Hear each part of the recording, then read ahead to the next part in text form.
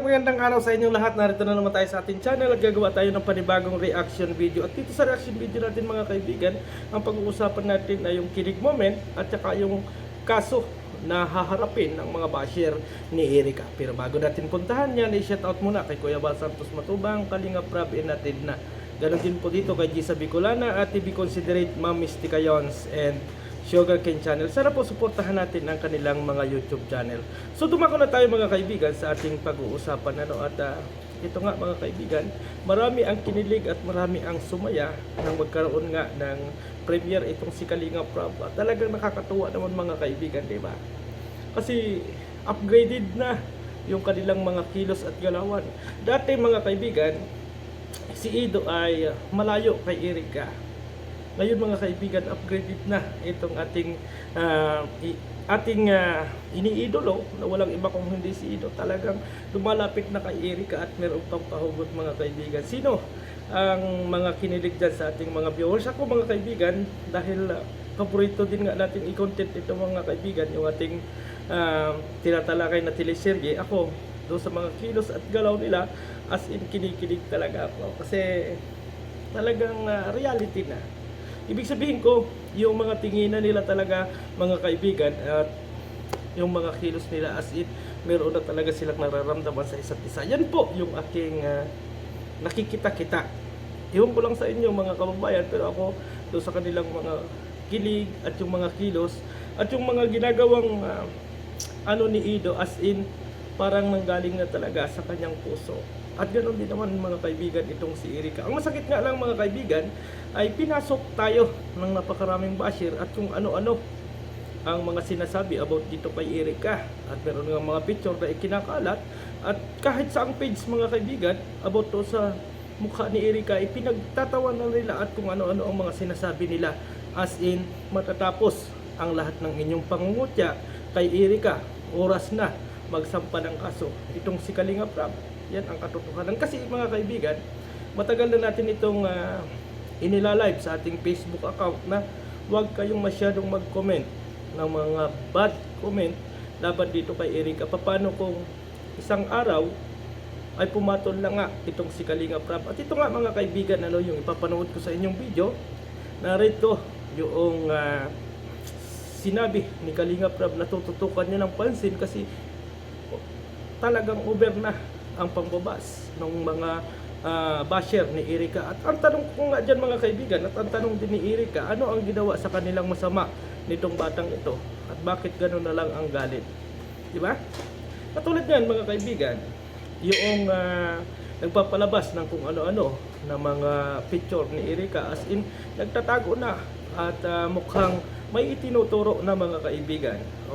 Ngayon kayo magtapang, ngayong magkakaroon na kayo ng katapat. Ang lahat ng bagay mga kaibigan na ginawa ninyo sa ating social media account as in, meron kayong pananagutan. Kaya panoorin natin ang video ito para naman sa ganon, gumawa ulit tayo ng panibagong reaction video. Tara! Lahat gagawin ko para pasagot ka lang. Ano ba yun? Sit ka, no? Kailan na ba talaga? After 5 years. After 5 years?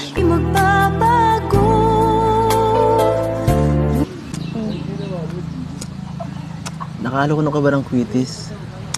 Hindi. Kasi, pag umili ka, may spark. Ay, wow! Baka sinanap na ako dun. Diskusyon. Joke lang. Report kung ano yung pwedeng report namin sa NBI, sa mag-file ng case, cybercrime. Ayan. And ayun, may nag-gather na rin naman kaming mga ebidensya. And yun, may mga nagpo-post kasi against kay Erica. Mga paninira, ganyan. Minsan, mga lumang picture pinopost. So, ano po, grabe. Di ko alam kung ano yung... Ang purpose lang talaga nila ay siraan si Erica. And matagal na po nilang ginagawa yan, pero may mga nakarating sa akin. So ayun, ito na siguro yung tamang panahon para gumawa kami ng aksyon para regarding sa ganyang gawain. So magpa-file po kami ng kaso sa NBI. Dadalhin namin yung yung mga ebidensya na yon. So kaya mag-ingat po tayo kung sino man po yung mga talagang taong may galit na hanggang ngayon na hindi tumitigil.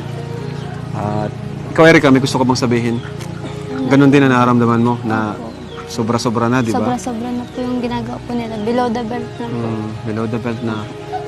So, grabe talaga. Ako nga mismo, kahit sa mga reactors, nag-comment din ako doon na wag nang anuhin, wag ng reaction video kasi lalo lang lalaki. Basta kami mag-ano lang po kami, mag-report na lang po namin yan sa NBI dito sa aming lugar, kagaya ng ginawa ni Papa. Pero ako talaga, papakita talaga namin yung i-report sa Cybercrime Division sa i-report namin. Police Department. So i-report namin sa sa Cybercrime Division. Cybercrime. Tapos silang gagawa ng action para natin. Then magpa-file sila o pwede silang makulong ng ilang buwan, ilang taon. Pwede silang makulong doon. Pwede silang makulong. Kasi grabe yung ginagawa nila eh. Hindi sila tumitigil. Sobra-sobra na po. So ayun, ma-report na talaga, ma-file na talaga kami. Ano bro? Mag-file na tayo ng sa cybercrime.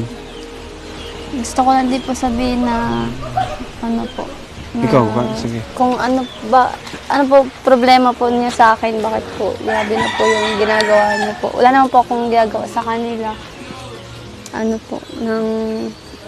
Wala naman po akong pinakitang masama po sa sa kanila. Bakit po? Parang grabe po yung galit po nila sa akin. Sa Kuya Rab, salamat po pala kasi po na aksyonan niyo po yung about po dyan. Oo, ma-actionan talaga tayo kasi sobra-sobra na kasi.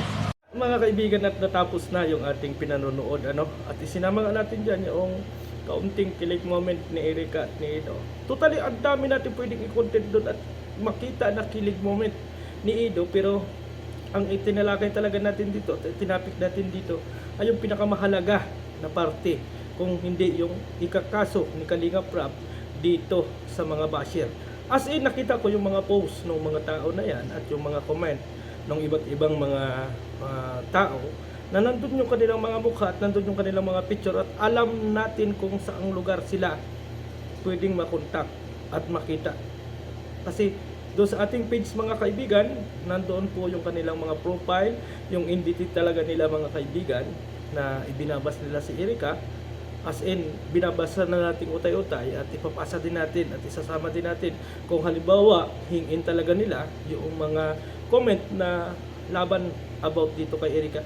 Alam niyo mga kaibigan, hindi naman masamang mangbas kung halimbawa doon sa magandang paraan. Halimbawa, sabihin ninyo kay Erica na, Erica, bata ka pa, huwag ka munang umibig, pagtuunan mo muna yung pansin. As in, doon sa iba ay iisipin basher yon, pero yun po yung magandang paraan na makapagsabi tayo ng saloobin natin sa ating kapwa-tao. Hindi katulad nung sabihin natin na malandi ka, pukpuka, kung ano-ano ang mga ginagawa mo sa buhay, lumabas ang iyong baho, lumabas ang iyong tunay na kulay. As in mga kaibigan, hindi po tama na sabihin natin yan sa ating kapwa-tao. Kasi po, lahat tayo ay may kanya-kanyang baho, meron tayong kanya-kanyang itinatago, yan po ang katotohanan, at meron tayong mga bagay-bagay na dapat nating iwasan sa ating buhay. Reality lang. Huwag po tayong masyadong magpakalinis, huwag tayong masyadong feeling natin ay nakatight lagi tayo. Ang feeling natin ay tayo yung kinakahayos. Katulad yan, yan si Antibactidol na yan ngayon mga kaibigan.